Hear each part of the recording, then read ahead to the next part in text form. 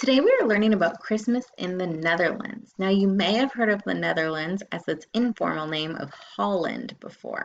Now the Netherlands or Holland is actually a country right near Germany. So Germany is on our map. It's in Europe and it's right next to it, a little bit north and on the side of it. So that's right where it is over in Europe.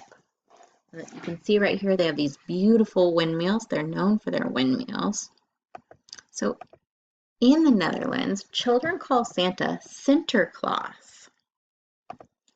On December 5th, children leave their shoes out on Christmas Eve so that they can be filled with toys and candy. So their Christmas Eve day is a little bit different than ours.